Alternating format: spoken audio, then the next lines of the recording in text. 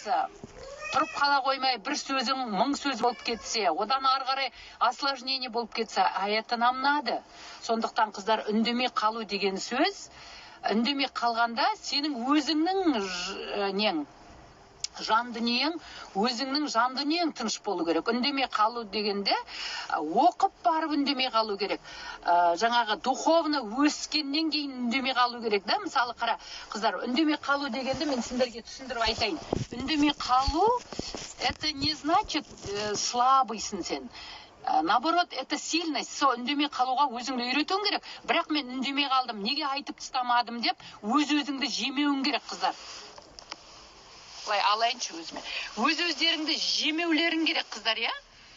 Жаңа іштей өздеріңді жемеулерің керек. Айтып тастадың ба, іштінен ана кісілер саған айтып жатыр ма, сен үндемей қалдың ба, оны сочувствовать ету керек. Сонда саған тыныштық келеді, жан дүниең тынышталады. Егер сен жаңа духовно білімсіз болсаң, духовно развитый болмай білімсіз болсаң, онда сен уже сенің көкірегің саған құлағыңа үріп тұрады. Айтады, не сен үндемей қалдың? Ертең сені басынады. Үндемей қалу дейтін ол үндемей қалған жуас түйе жүндеуге жақсы деп, үндемей қалдың, ертең сені жүндейді, есің тандырып. Одан да айтып тастасаң, орнына қою керек деп ойлайды да. Енді мен былай деп айтам, ешкімге де айтып тастамай-ақ қой. Айтқаннан кейін де бәрі жүрегің тулайды. Неге айтып тастадым? Үлкен еді ғой там, или ағайындығымыз кетіп қала ма? Ортада нелер қалып қоя ма? Жаңағы енді ортамыз ажырасып кетпей ме дегенде бәрібір сенің жүрегің жатқызбайды. Біздің жүрегіміз нежный, да? Жұмсақ, біздің жүрегіміз жүп-жұмсақ болып жаратылған. Сондықтан біз жүрегімізді жұмсақтыққа әкелуіміз керек. Жұмсақтыққа жаратылған. Өзінің енді жүректің несін қарап тұрсаң, енді малдың жүректерін қарап тұрсаң, тап тастай ғой. Бірақ ішкі жан дүниесі жұмсақ. Біздің адамның ішкі жан дүниесі жұмсақ, қыздар. Жұмсақ болуымыз керек. Сондықтан үндемей қалсаң үйде пәледен құтыласың деп қазағым бекер айтпаған. Үндемей қалсаң үйде пәледен құтыласың. Бірақ сен содан ұтыларсың, бірақ саған бақыт болып, байлық болып, басқа жағынан келеді, қыздар. Одан кішірейе салғандан дымың кетпейді. Бірақ та бақыт, байлық, жақсы келін, жақсы ене, жақсы жар болып келуі мүмкін, жақсы күйеу бала болып келуі мүмкін. Басқа жағынан келеді, қыздар. Бірақ та сендер үндемей қалғанда былай деп ойлаңдар. Мына кісі бетіме былшылдатып бәрін айтып тұр. Мына көңіліме қарамай бәрін айтып тұр. Значит, не духовный человек. Бұл кісінің алдында бүгін маған айтады, ертең басқаға айтады, бүрсігін бастығына айтады, көрші көлеміне айтады, ағайын тумасына сөйтіп әдетке айналып, бетіне былшылдатып айтып тастайтын адамды сендер аяңдар. Өздерің біреудің бетіне ештеңе қарсы келмеңдер.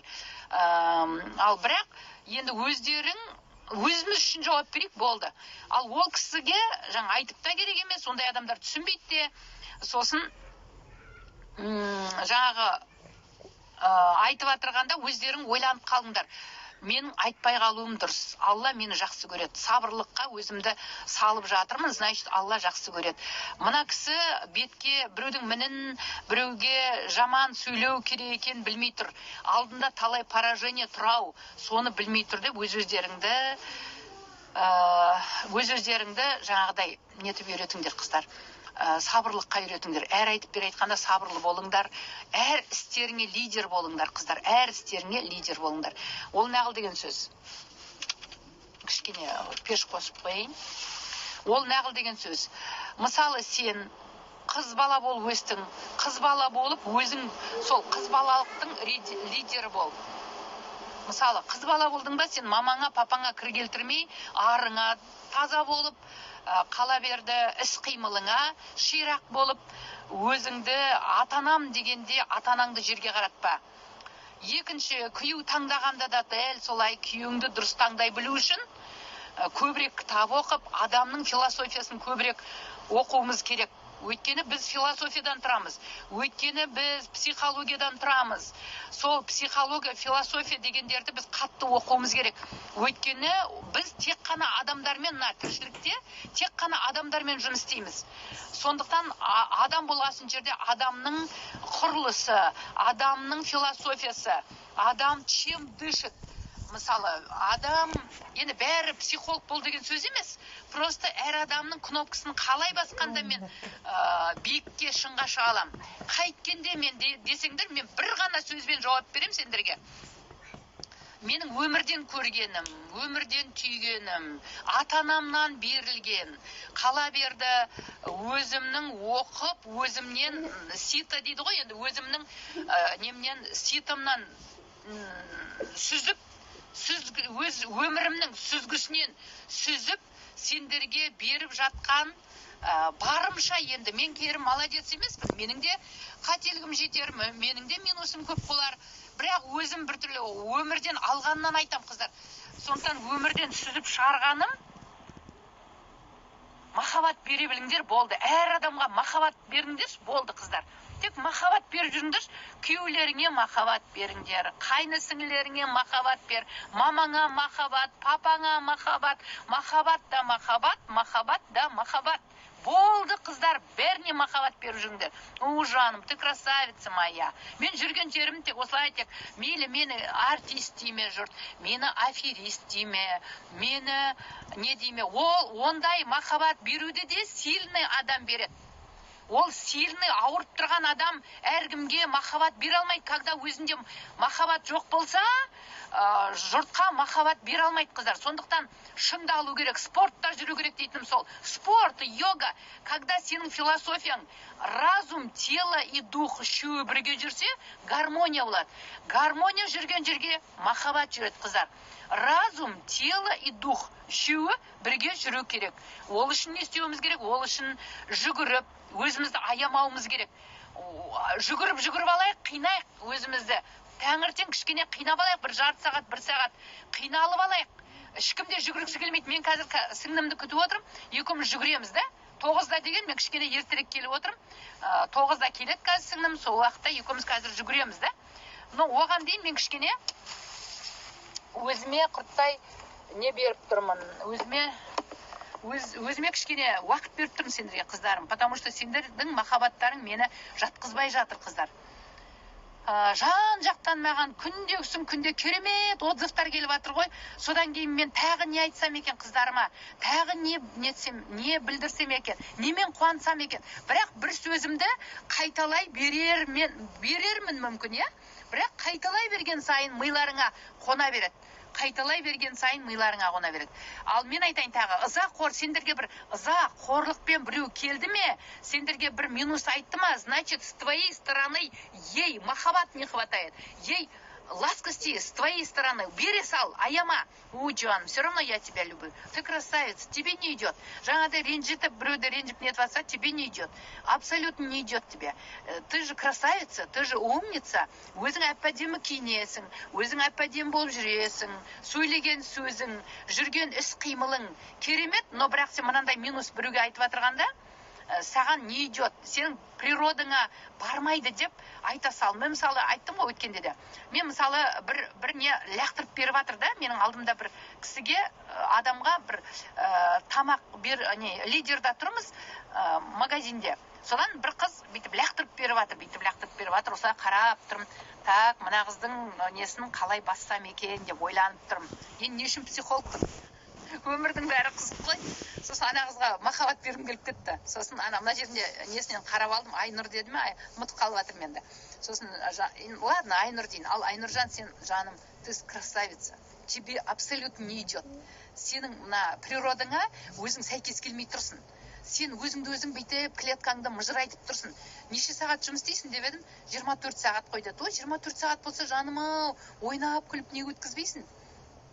Сен сонда неге сен жынданып тұрсың? Біртүрлі ұят қой. Енді біріншіден сендерді соған үйретпеді ме? Жетекшілерің, енді мына ненің магазиннің хозяйкасы или хозяйны сіздерді үйретпеді ме? Как надо обслуживать клиентов деп үйретпеді ме?